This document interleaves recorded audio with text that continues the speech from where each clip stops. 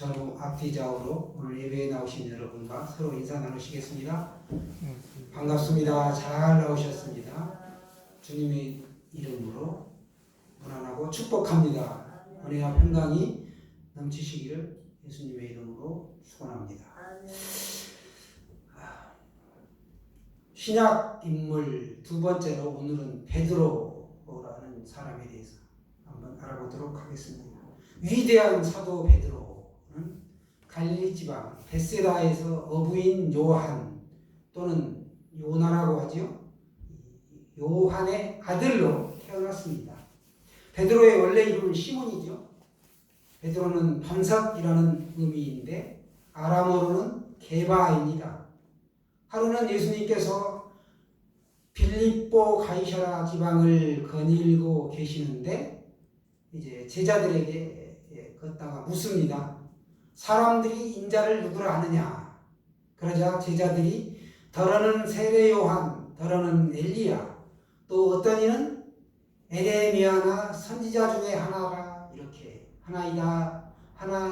하나입니다라고 대답하였습니다. 그러자 예수님께서 그러면 너희는 나를 누구라고 하느냐? 이때 시몬 베드로가 베드로 성격대로 나서기 좋아하는 그 성격대로 나서서 대답하지요. 주는 그리스도시요 살아계신 하나님의 아들이십니다. 이렇게 위대한 신앙 고백을 하였습니다. 그러자 예수님은 너는 베드로라. 이 반석 위에 내 교회를 세우리라. 이렇게 말씀하셨습니다. 여기서 반석은 하나님이시고 베드로는 전체 교회의 첫 초석이라는 말씀입니다. 베드로는 그러니까 예수님이 누구인지를 발견한 사람으로 교회의 처음 구성원이 되었고 전체 교회가 그 위에 세워진다라는 것을 알아들은 것이죠. 이것은 주님께서 베드로야 너는 내가 누구인지를 알게 된 첫사람이다. 너는 내가 세운 교회의 첫 주돌이고 초석으로 시초이다 라고 말씀하신 것입니다. 오고 오는 여러 세대에 있어서 베드로와 같은 발견을 하게 되는 사람이 있다면 그 사람은 마땅히 어떤 자리에 있든지 교회의 일꾼으로 쓰임받으실 수 있을 것입니다. 베드로는 젊었을 때 맹세를 아주 잘하던 사람이었습니다. 성급한 기질을 소유한 그는 제자가 된 후에도 많은 말을 하였고 말을 할 때 과장하여 하는 습성이 있었습니다.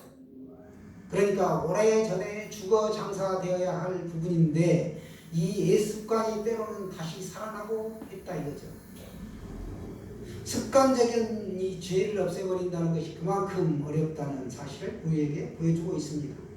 베드로의 친동생이 안드레인데 안드레가 먼저 예수님을 만나고 자신의 형에게 예수님을 소개하고 예수님께로 자신의 형 베드로를 인도합니다.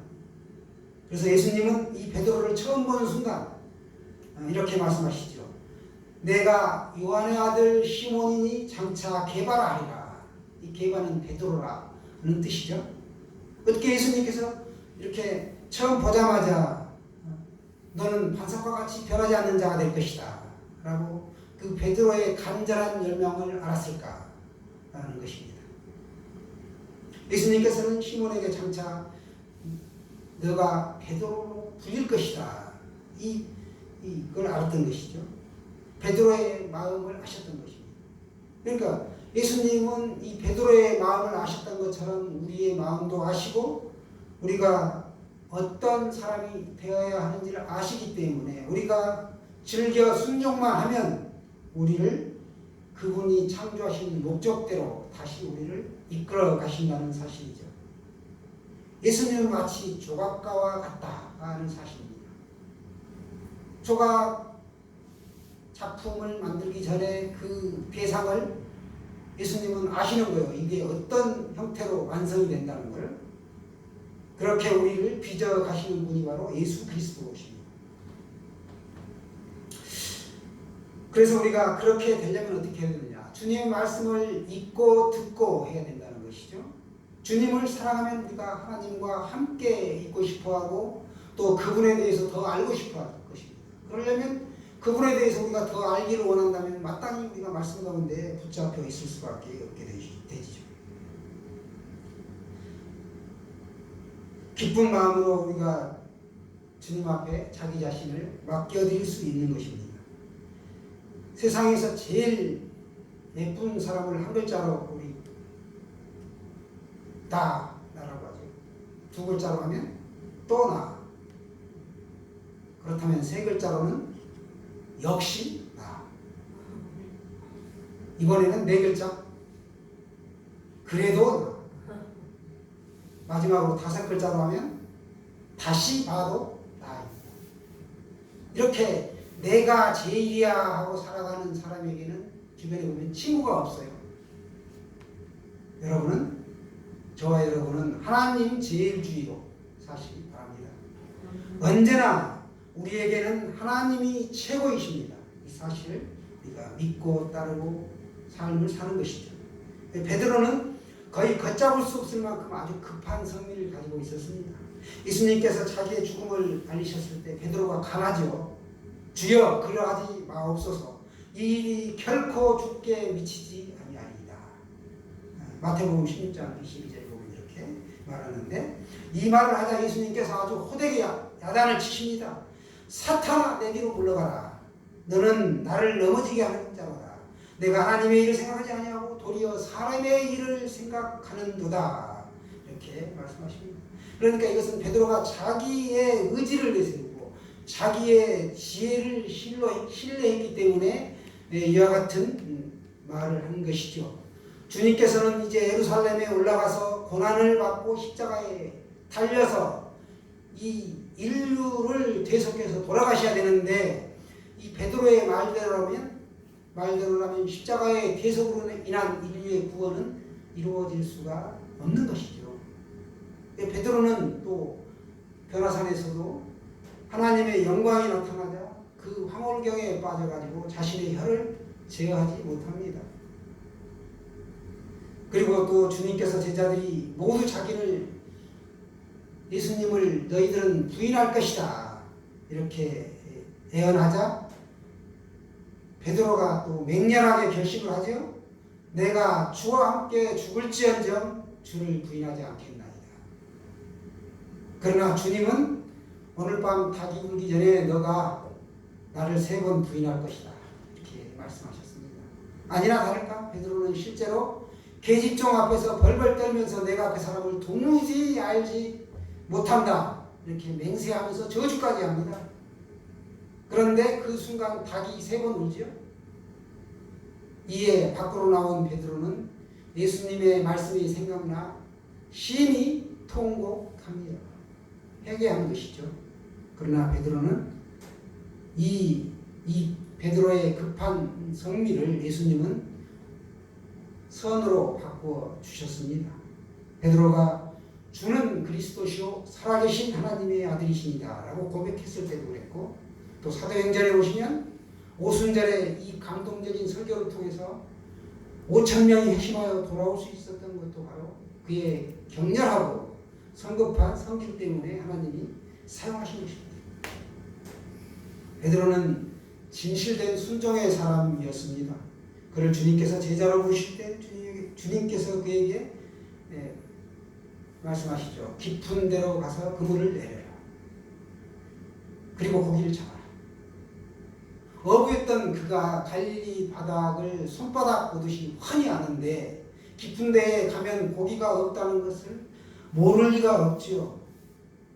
그럼에도 불구하고 그가 순종합니다. 우리들이 밤이 새도록 수고하였을 때 잡은 것이 없지만 말씀에 의지하여 그물을 내리겠나이다.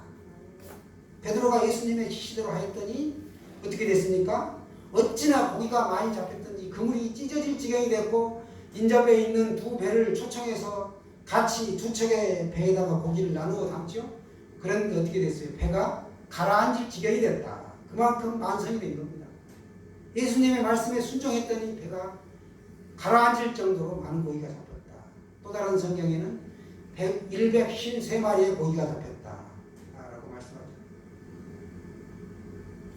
그는 이만큼 위대한 믿음의 사람이었습니다. 그리고 또 그리스도께서 물 위로 걸어오시는 것을 보시고 주여 만일 주시거든 나를 명하여 오라 하소서 이렇게 합니다. 주님이 허락해 주시죠. 그가 그래서 곧 배에서 떠나 물 위로 걸어갈 수가 있었습니다. 그는 영적인 통찰력의 소유자로 주님께서 너희는 나를 누구라고 생각하느냐 했을 때 가장 먼저 주는 그리스도시요 살아계신 하나님의 아들이시니이다 라고 고백했습니다. 우리도 한번 다 같이 고백해 볼까요? 주는 그리스도시요 살아계신 하나님의 아들이시니이다. 살아계신 하나님의 아들이시니이다. 아멘. 예. 그때 주님이 바요나 시몬아 요한의 아들 시몬아 요나의 아들 시몬아 내가 복이 있도다. 이것을 너에게 알게 하시는 이는 혈육이 아니요 하늘에 계신 내 아버지십니다. 이렇게 칭찬을 합니다. 이런 베드로에게 주님은 반석이라는 별명을 주셨고 천국 열쇠를 세게 주시죠. 베드로는 열정적인 사람이었고 헌신적인 예수님의 수제자였습니다. 사랑은 베드로에게 사명을 주신 겁니다. 부르실 때는 소명을 주시고 사명을 감당하도록 하신 거죠. 만일 내가 나를 사랑하면 내 어린 양을 먹이는데 너의 생애를 바치라 라고 예수님이 말씀하셨습니다. 우리들은 다른 사람을 사랑함으로써 비로소 예수님을 사랑하고 있다는 사실을 증명해낼 수가 있습니다. 사랑이란 세상에서 가장 큰 특권이면서도 가장 큰 책임을 수반한다는 사실입니다. 사랑은 또 베드로에게 십자가를 주었습니다. 예수님은 베드로에게 말합니다. 젊었을 때에는 너가 가고 싶은 곳을 택하여 갈 수가 있지만 사람들이 언젠가는 너를 내 손을 십자가상에 벌려서 못 박아버리는 날이 돌아올 것이고 너가 택하지 않은 길로 너를 데려갈 것이다. 이렇게 예수님이 말씀하셨는데 훗날 베드로가 로마에서 죽는 날이 돌아왔습니다. 베드로도 역시 십자가에서 달리게 되었는데 자신을 못 박으려는 이들에게 그는 십자가에 거꾸로 매달아 달라고 부탁을 합니다. 그는 자기가 주님과 같은 방법으로 죽기에는 너무나 황송한 일이라고 여겼기 때문에 그와 같은 길을 택한 것이죠. 사랑하는 베드로에게 사명을 주었고 또 십자가를 가져다 주었습니다. 사랑은 언제나 우리에게 책임을 수반하고 또 희생을 필요로 합니다. 사랑하면 시간을 뺏기고 비용이 들고 그와 함께 있어줘야 되고 인내해야 되고 그렇지 않으면 우리가 주님을 사랑한다라고 볼 수 있는 것입니다. 우리가 예수님을 사랑하면 그 사명을 대할 수밖에 없고 예수님이 주신 그 십자가의 사명을 받아들일 각오를 하고 진짜 크리스찬으로 이 땅에서 살아가야 하는 것이죠. 그래서 주님은 베드로에게 세 가지 사명을 주셨습니다. 그 세 가지 사명은 첫째로 너는 유대인에게 복음을 증거하라. 유대인에게 복음을 증거하는 사명을 주셨습니다. 이방인의 사도하면 바울이죠. 그런데 이 바울이 베드로를 특별히 할례자의 사도다라고 칭했습니다. 유대인들은 낳은 지 8일 만에 할례를 받았기 때문에 남자들은 할례자의 사도다라고 칭했습니다. 물론 베드로도 이방인에게 복음을 증거했지만 이방인을 향한 선교 사역은 바울이 주로 담당하죠. 베드로는 유대인을 향한 사역에 크게 쓰임받은 사도였습니다. 그가 오순절 마가의 다락방에서 설교할 때 전 세계에 흩어져 있던 디아스포라들이 예루살렘에 모여서 간절히 기도합니다. 이 유대인들을 향해서 예수 그리스도의 복음을 증거하고 부활하신 주님을 증거하고 있는 것을 볼 수 있습니다. 두 번째로는 형제를 굳세게 하라 말씀하셨습니다. 이미 믿고 있는 형제들을 굳세게 하는 일, 주님께서 베드로에게 이임하신 일이죠. 우리가 전도하는 일도 중요하지만 전도한 그 영혼들을 잘 보살펴서 양육하는 일, 관리하는 일이 더 중요합니다. 신앙생활 해보면 교회에 나왔다가 가는 사람이 숱하게 많죠. 그 인원이 다 정착하면 교회에 아마 모자랄 겁니다. 어딘가 다른 교회에 흩어져서 나가면 다행인데 우리 교회에 왔다가 한 사람이라도 실족해서 만약에 안 나온다면 우리가 연자 맷돌을 머리에 메고 바다에 빠져 드린다. 이렇게 하나님은 예수님은 말씀하고 있습니다. 내가 먼저 돌이켜 굳건하게 선 다음 그 다음 너는 내 형제를 굳게 하라. 이렇게 말씀하십니다. 자기가 굳게 세워지지 않으면 주변 사람들에게 도움을 줄 수가 없다는 것이죠. 우리가 우리 자신을 굳게 한 후에 우리는 우리 주변의 형제자매들을 굳게 해야 할 책임이 있습니다. 나에게 영적인 것이 없으면 나갈 수가 없는 것이죠. 물질도 나에게 있어야 줄 수가 있고 기도의 사람으로 내가 세워져야 긍휼한 은사가 나갈 수 있는 것입니다. 기도할 수, 중보할 수 있는 것이죠. 아멘입니까? 네. 셋째로 양무리를 먹이는 사명을 주었습니다. 예수님을 여인 슬픔 가운데 베드로가 도망쳐갈 수 있는 것이, 그러니까 예수님이 십자가에서 돌아가시고 그들이 뿔뿔이 흩어졌는데 베드로가 도망쳐갈 수 있는 곳이 어디였느냐? 제자가 되기 전의 삶이 어부였죠. 그래서 그 삶의 터전이었던 갈릴리 호숫가로 다시 갑니다. 그는 가슴에 번민을 안고서 그물을 하염없이 던지고 또 던지죠. 그러나 예수님을 처음 만났을 때와 같이 밤새도록 그물을 던졌지만 허탕이었다는 것입니다. 이 갈릴리 호수를 훤히 알고 있는데도 불구하고 도무지 고기가 잡히질 않았습니다. 그가 그물질을 포기하고 이제 텅 빈 배를 저 호숫가에 이르렀을 때 그는 물가에 서 계신 예수님의 음성을 듣습니다. 우리들이 잘 아는 요한복음 21장에 보시게 되면 요한의 아들 시몬아 내가 이 사람들보다 나를 더 사랑하느냐. 이에 베드로가 주님 그러하나이다. 내가 주님을 사랑하는 줄 주님께서 아시나이다. 이렇게 하자 내 어린 양을 먹이라. 이렇게 말씀하시죠. 두 번째로 주님이 또 물으시길 요한의 아들 시몬아 내가 나를 사랑하느냐. 이번에도 베드로는 주님 그러하나이다. 내가 주님을 사랑하는 줄 주님께서 아시나이다. 하자 내 양을 치라 말씀하십니다. 세 번째로 다시 묻습니다. 요한의 아들 시몬아 너가 나를 사랑하느냐. 이렇게 세 번에 걸쳐 내가 나를 사랑하느냐 하시자 베드로가 근심하여 대답한다라고 성경에 기록하고 있습니다. 주님 모든 것을 아시오매 내가 주님을 사랑하는 줄을 주님께서 아시나이다. 이에 예수님은 내 양을 먹이라 이렇게 말씀하셨습니다.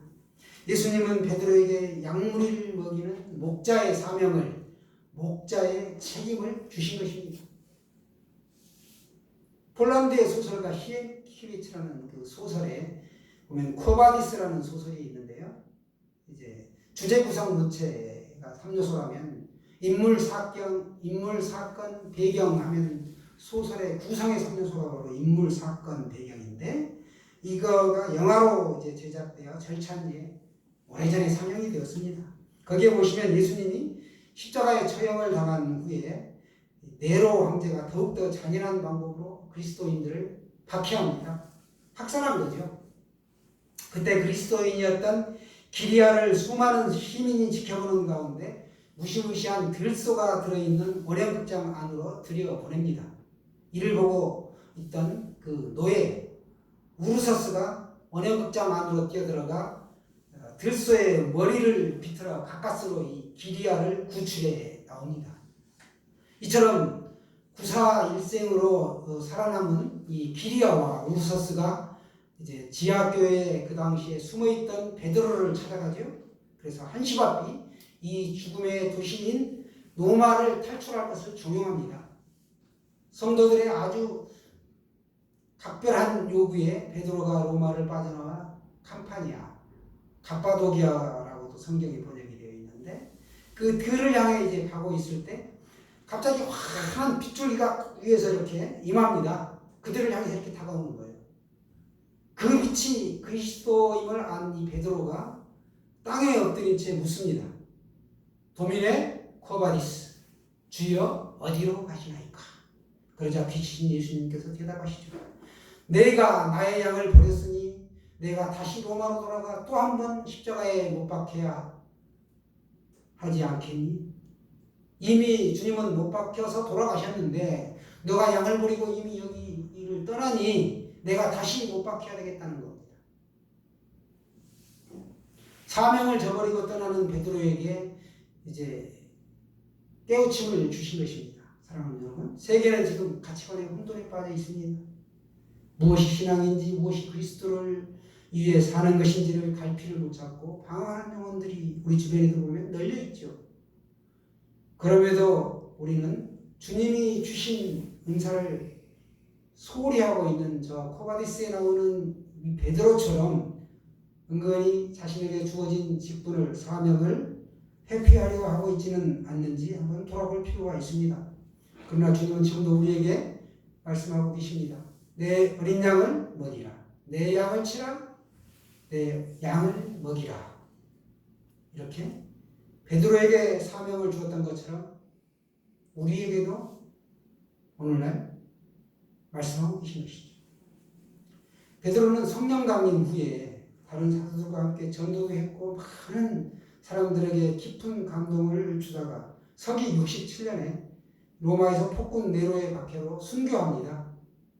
순교란 하나님께 영광 돌리는 성도의 죽음을 순교라고 하는데, 우리가 살아도 주를 위하여 죽어도 주를 위하여 죽을 순교자의 정신을 갖기를 원합니다. 베드로의 그 무덤 위에 세워진 건물이 있는데 이게 바로 성 베드로 대성당이죠. 가톨릭에서는 이 베드로를 초대 교황으로 받들어 모시고 있습니다. 베드로는 결코 궁극적으로는 실패하지 않았습니다. 순간순간 그는 그 성미대로 나서기 좋아했고 또 깊이 생각하지 않고 혈기대로 움직였지만 끝내 주님 안에 붙어 있었습니다. 그 베드로를 사용하신 것이죠. 베드로에게 있어서 놀라운 사실은 그가 쓰러졌다가도 반드시 다시 일어섰다. 이 사실이 중요합니다. 우리가 살면서 실수할 일이 얼마나 많습니까? 넘어지고 혈기내고 욕하고 미워하고 시기 질투 뭐 많죠. 그럼에도 불구하고 주님은 우리를 빚어가신다는 것이죠. 조각가이신 주님이 너는 내가 이렇게 사명을 주어서 이러한 작품으로 만들겠다 라고 주님의 다 계획이 있으신 겁니다. 그 계획대로 우리를 이렇게 몰아가는데 다만 우리가 순종하기를 원하시는 것이죠.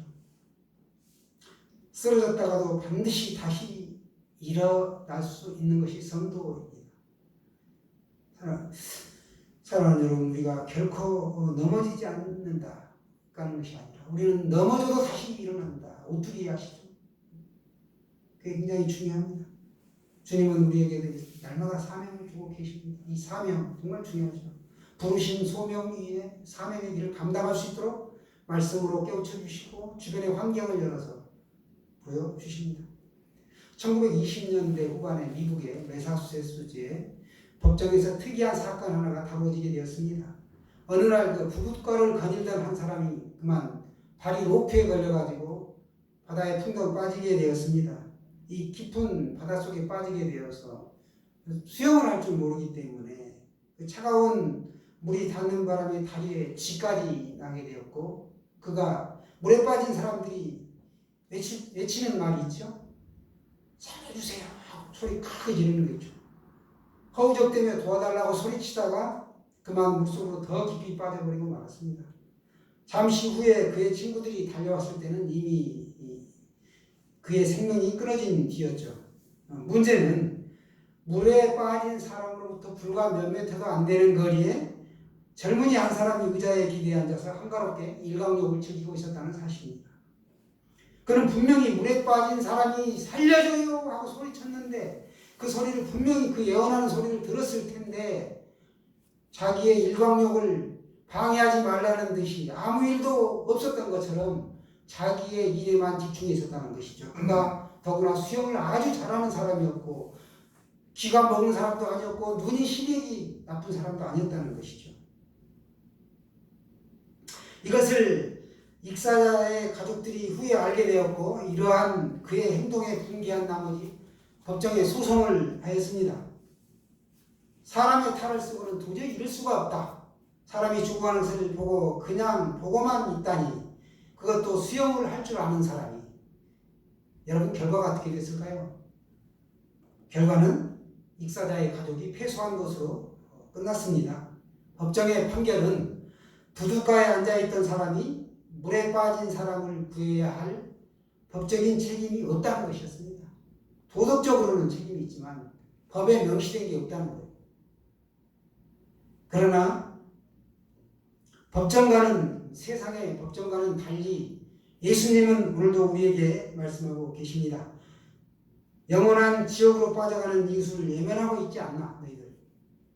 주님은 그들을 영적 감옥에서 꺼내라 라고 우리에게 분명히 오늘 말씀하고 있다는 것이죠. 그 명령이 바로 내 양을 먹이라. 양을 먹이라. 우리가 나만 예수 잘 믿고 천국 가면 되지, 내 믿음 지키면 되지, 왜 다른 사람에게 싫은 소리 들으면서 시간 내고 돈 쓰고 욕 먹으면서 사느냐, 이런 사람들이 주위에 의외로 많습니다. 나 하나 믿음 지키기도 어려운 세상인데 굳이 내가 왜 옆에 있는 사람들 신경 쓰느냐. 그건 뭘 몰라도 한참 모르는 거죠. 예수님이 죽을 수밖에 없는 중재인을 예수님께 하여 하나님의 자녀로 이렇게 귀히 복을 주시고 나에게 소명을 주셨는데 그 소명을 저버리는 것은 하나님의 자녀의 도리가 아니죠. 마치 베드로가 넘어질수록 예수님을 더욱 사랑하는 것처럼 우리도 살면서 이 땅에서 시험 들 수 있습니다. 그러나 저와 여러분은 정말 이 자신에게 주어진 이 자리에서 그 주어진 사명을 묵묵히 기쁘게 감당하며 사시기를 간절히 축원합니다.